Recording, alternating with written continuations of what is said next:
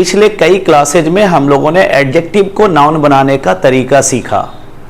पिछले क्लासेज में हम लोगों ने सीखा कि आखिर किस तरह के एडजेक्टिव के साथ मॉर्फम के किस भाग का प्रयोग कर लेने से वे सारे एडजेक्टिव्स नाउन का रूप ले लेते हैं। हम लोगों ने जाना पिछले क्लासेज में कि वैसे सभी एडजेक्टिव्स जिनसे किसी नाउन या प्रोनाउन के रंग, स्थिति या अवस्था का बोध हो के अंत में नेस का प्रयोग कर उन्हें सिंगुलर अनकाउंटेबल नाउन यानी अबस्टेक नाउन का रूप दिया जाता है। आज फिर हम लोग जानेंगे किसी एडजेक्टिव के बारे में कि आखिर और कौन से एडजेक्टिव्स हैं जिनके अंत में हम नेस का प्रयोग कर उन्हें सिंगुलर अनकाउंटेबल नाउन का रूप देंगे। बताया गया कि वैसे सभी एडजेक्टिव्स जिनसे किसी नाउन या प्रोनाउन के गुण या अवगुण का बोध होता हो के अंत में नेस का प्रयोग कर हम उन्हें सिंगुलर अनकाउंटेबल नाउन यानी अबस्टेक नाउन का रूप देंगे। जैसे क्लेवर एक एडजेक्टिव है जिससे किसी के गुण का बोध होता है।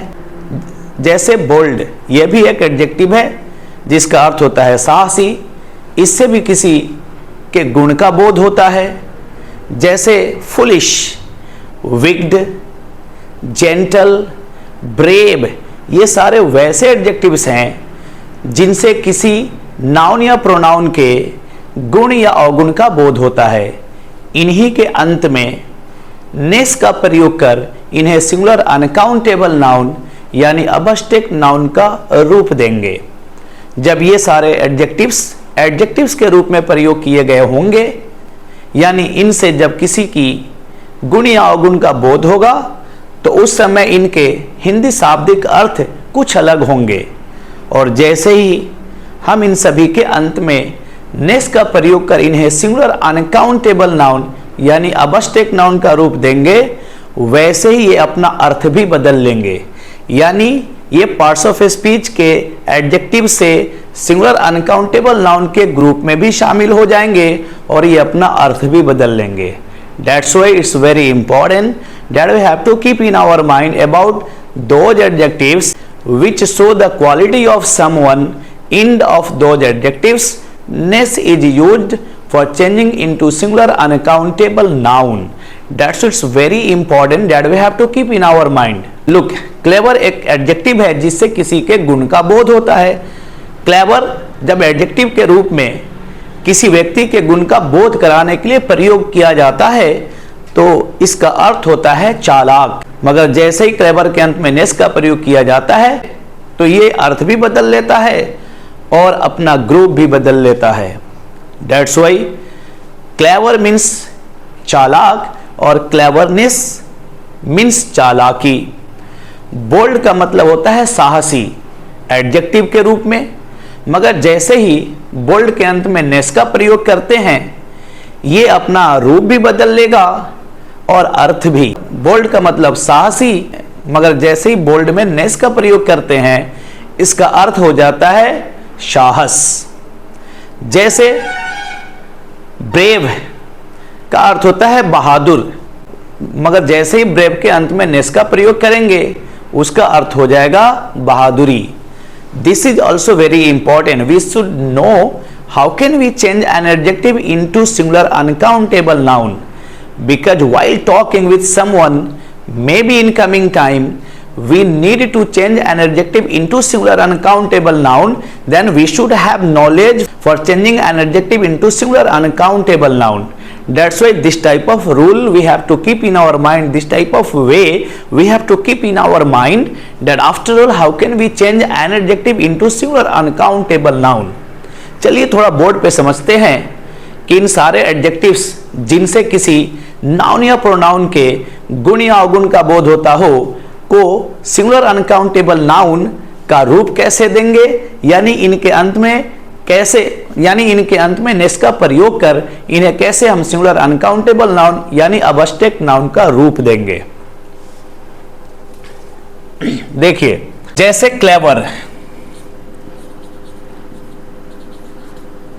देखिए क्लेवर का अर्थ होता है चालाक एक एडजेक्टिव के रूप में।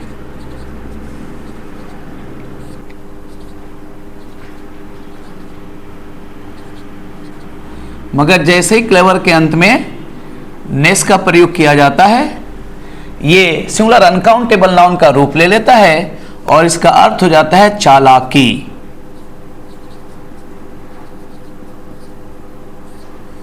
चालाकी के अर्थ में क्लेवरनेस वाक्यों में सिंगुलर अनकाउंटेबल नाउन के रूप में काम करता है। जैसे फुलिश, फुलिश का अर्थ होता है बेवकूफ,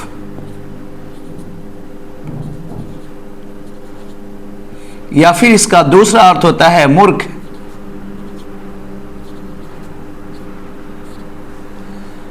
मगर जैसे ही फुलिश में नेस जोड़ते हैं,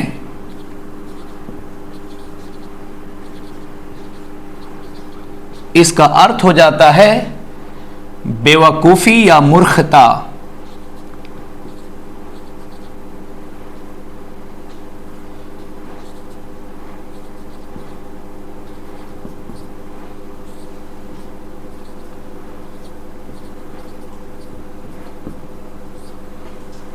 अब फुलिशनेस बेवकूफी या मूर्खता के अर्थ में सिंगुलर अनकाउंटेबल नाउन यानी अबस्टेक नाउन के रूप में काम करता है। जैसे ब्रेव, ब्रेव का हिंदी होता है बहादुर,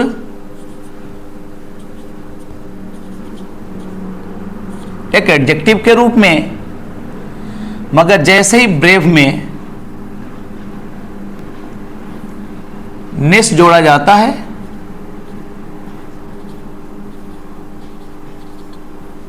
तो इसका अर्थ हो जाता है बहादुरी।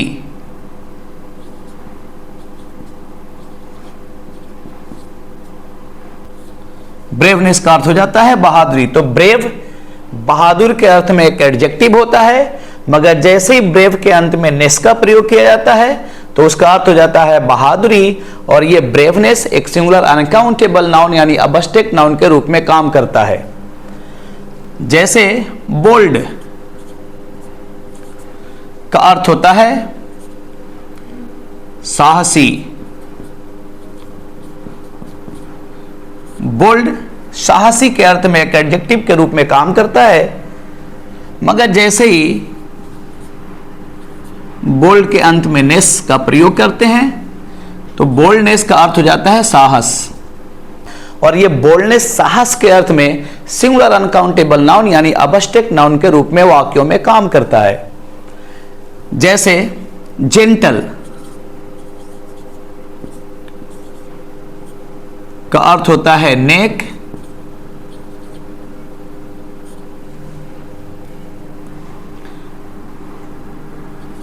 मगर जैसे ही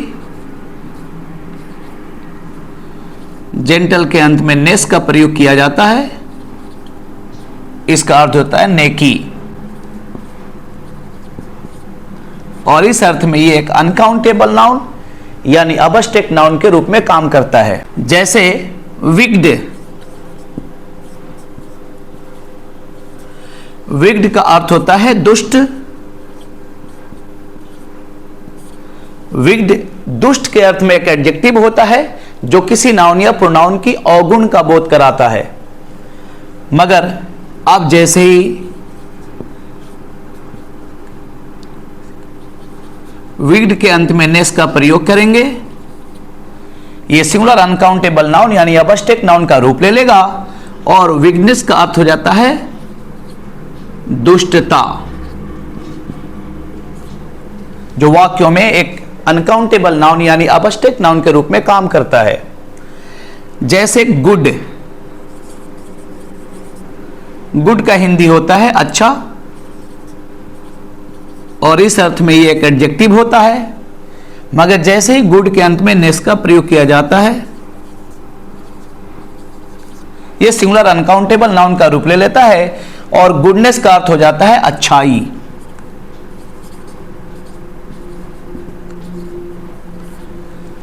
गुडनेस अच्छाई के अर्थ में सिंगुलर अनकाउंटेबल नाउन के रूप में वाक्यों में काम करता है, यानी एक अबस्टेक नाउन के रूप में वाक्यों में काम करता है। जैसे बैड का अर्थ होता है बुरा,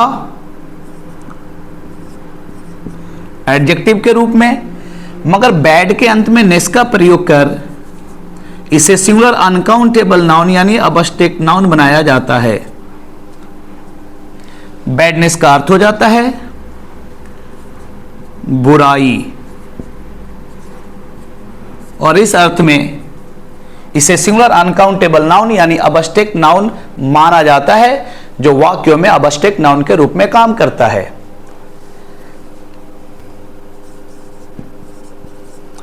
वाइज का अर्थ होता है अक्लमंद,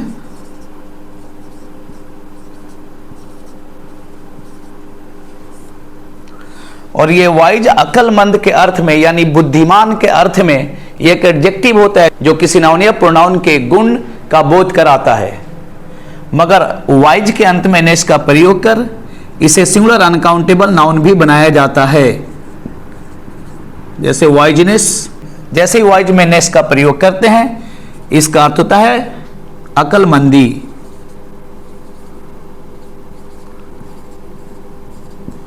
या फिर इसे आप बुद्धिमानी भी कह सकते हैं। ऐसे बहुत सारे एडजेक्टिव्स होंगे जिससे किसी नाउन या प्रोनाउन के गुण या अवगुण का बोध होता होगा। उन सभी के अंत में नेस का प्रयोग कर उन्हें सिंगुलर अनकाउंटेबल नाउन यानी अबस्टेक नाउन का रूप देंगे। हम लोगों ने कई क्लासेज में एडजेक्टिव्स को नाउन बनाने का तरीका सीखा। हम लोगों ने पिछले क्लास में भी जाना कि आखिर किस तरह के एडजेक्टिव्स को हम सिंगुलर अनकाउंटेबल नाउन का रूप दे सकते हैं। तो पता चला कि वैसे सभी एडजेक्टिव्स जिससे किसी नाउन या प्रोनाउन के रंग, स्थिति, अवस्था या फिर गुण या अवगुण का बोध हो, उन सभी के अंत में नेस का प्रयोग कर उन्हें सिंगुलर अनकाउंटेबल नाउन यानी अबस्टेक नाउन का रूप दिया जाता है, और ये सारे वाक्यों में प्रयोग भी किए जाते हैं। As soon as you start to talk with someone in English, suppose that time you need to change an adjective into singular uncountable noun, then with the help of this type of rule, you can change those adjectives which shows the color of someone, which shows the situation and condition of someone, which shows the quality of someone. We can change those adjectives having used ness end of those into uncountable noun. That's why it's very important that we have to keep in our mind that after all, how can we change an adjective into singular uncountable noun? After all, what is the way of changing an adjective into singular uncountable noun? These all we have known in many of the classes. In last classes also we have learned how to change an adjective into singular uncountable noun. Today we have known that how can we change an adjective into singular uncountable noun. That's why it's very important that you have to keep in your mind about these all rules, that how can we change an adjective into singular uncountable noun, because we are learner of English and this is a language, not literature. That's why it's very important that for learning and commanding on a language we have to learn every part of that language, then at last we can command, and in coming time we may speak with any person without any problem. So needs to keep in our mind these all rules and regulations. चलिए थोड़ा और समझते हैं इनको वाक्यों के जरिए इनका प्रयोग किसी वाक्य में कैसे किया जाता है। पहले मैं हिंदी वाक्य लिखता हूं और उसके बाद उसे ट्रांसलेट करके मैं आपको बताता हूं कि आखिर किसी हिंदी के वाक्य में कैसे कोई एडजेक्टिव सिंगुलर अनकाउंटेबल नाउन के रूप में प्रयोग किया गया होता है, और उसे हम अंग्रेजी में कैसे सिंगुलर अनकाउंटेबल नाउन का रूप देंगे। देखने में वो एडजेक्टिव जैसा लगेगा, मगर बात करते समय वह एक सिंगुलर अनकाउंटेबल नाउन के रूप में प्रयोग किया गया होगा। तो उसे हम अंग्रेजी के वाक्यों में कैसे सिंगुलर अनकाउंटेबल नाउन का रूप देंगे।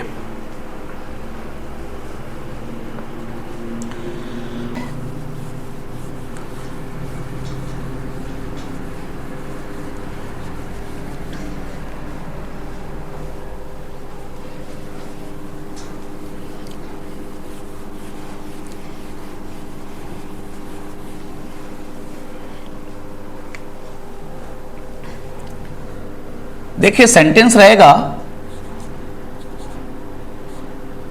वह चालाक है।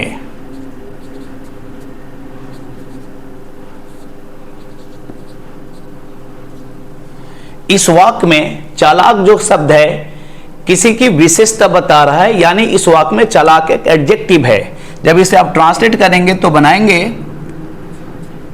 He is clever. इस वाक्य में चालाक यानी क्लेवर एक एडजेक्टिव है जो किसी प्रोनाउन की विशेषता बता रहा है। मगर जैसे ही वाक्य इस तरह से आया आपके सामने,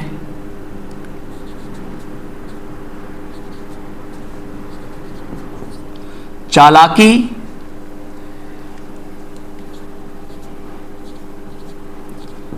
जरूरी है इस जमाने में,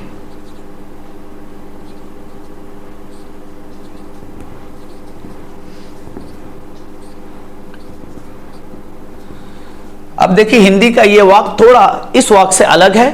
इस वाक्य में चालाक एक एडजेक्टिव के रूप में काम कर रहा था, मगर यहां पे जो चालाकी शब्द है एक नाउन के रूप में काम कर रहा है, और वह भी singular uncountable noun, abstract noun के रूप में काम कर रहा है, जिसे न देखा जाता है न छुआ जाता है बल्कि केवल अनुभव किया जाता है।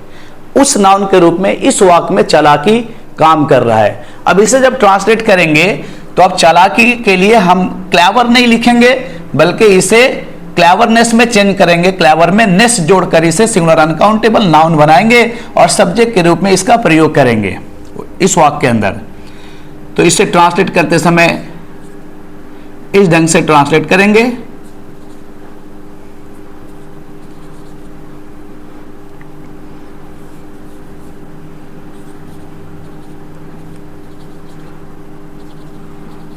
क्लेवरनेस इज नेसेसरी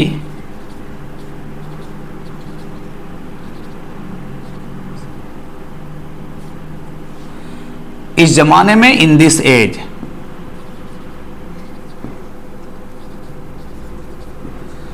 अब देखिए इस वाक्य में, पहले वाले वाक्य में क्लेवर एक एडजेक्टिव के रूप में काम कर रहा है, मगर दूसरे वाक्य में यही क्लेवर को हम लोगों ने नाउन का रूप दिया, नेस का प्रयोग करके। अब यह क्लेवरनेस दूसरे वाक्य में एक सिंगुलर अनकाउंटेबल नाउन यानी अबस्टेक नाउन के रूप में काम कर रहा है। जैसे मेरा दोस्त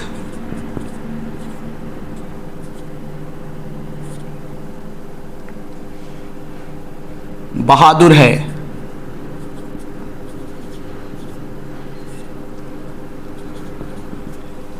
देखिए इस वाक्य में बहादुर जो शब्द है इस नाउन की विशेषता बता रहा है। मेरा दोस्त बहादुर है यानी मेरे दोस्त के पास एक क्वालिटी है, एक गुण है बहादुरी का। इसलिए इस वाक्य में जो बहादुर शब्द है मेरे दोस्त यानी एक नाउन की विशेषता बता रहा है। इसलिए जब इसको ट्रांसलेट करेंगे तो बनाएंगे माई फ्रेंड इज ब्रेव। इस वाक्य में ब्रेव क्या है? एक एडजेक्टिव है, मगर इसको सिंगुलर अनकाउंटेबल नाउन के रूप में वाक्यों में प्रयोग कैसे करते हैं और किसी हिंदी वाक्य में ये किस इमेज में सिंगुलर अनकाउंटेबल नाउन यानी अबस्टेक नाउन के रूप में प्रयोग किया जाता है, तो देखेंगे। बहादुरी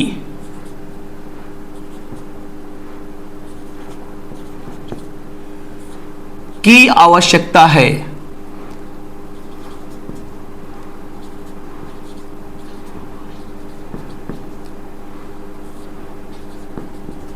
बहादुरी की आवश्यकता है।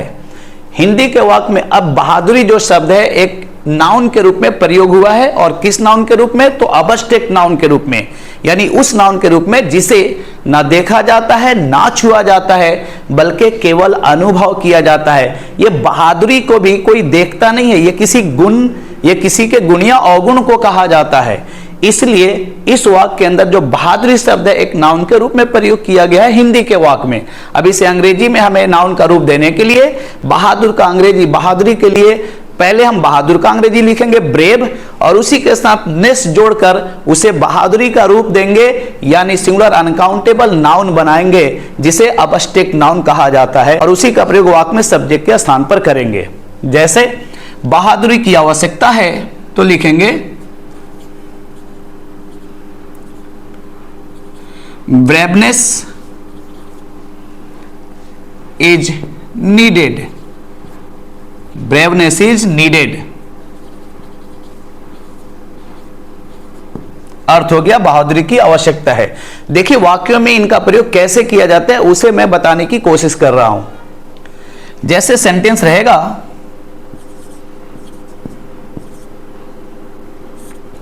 श्याम साहसी है,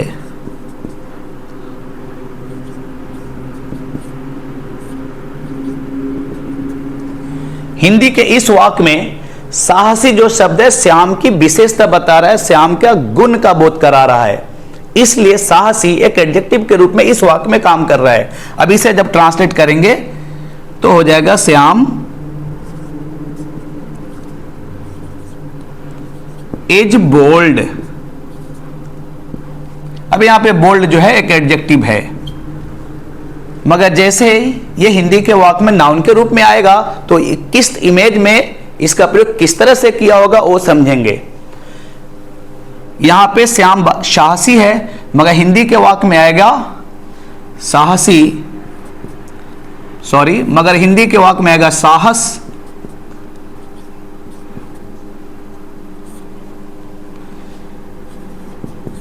की जरूरत है,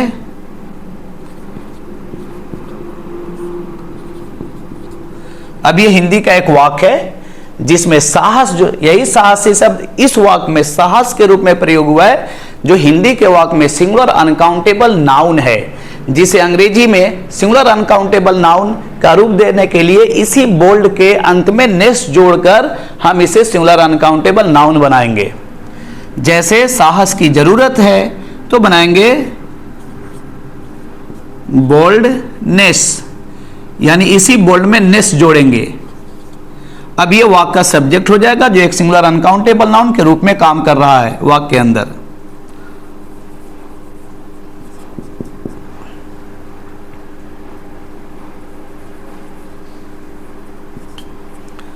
तो बोल्डनेस इज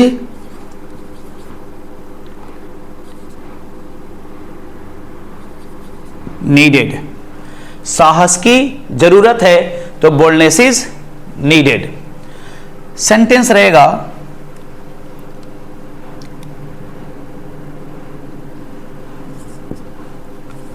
रावण दुष्ट है।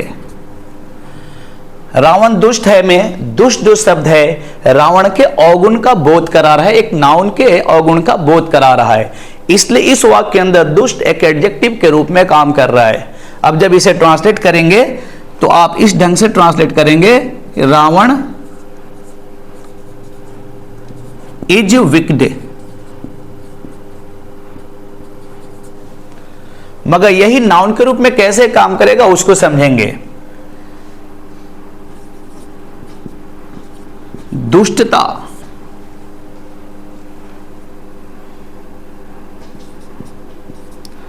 पाप से कम नहीं होता है।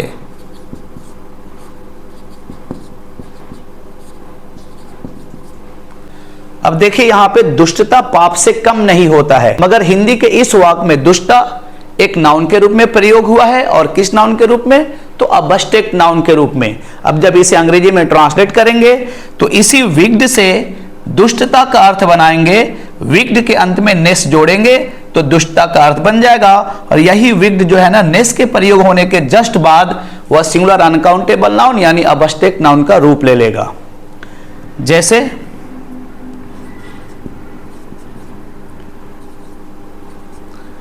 विक्डनेस इज नथिंग शॉर्ट ऑफ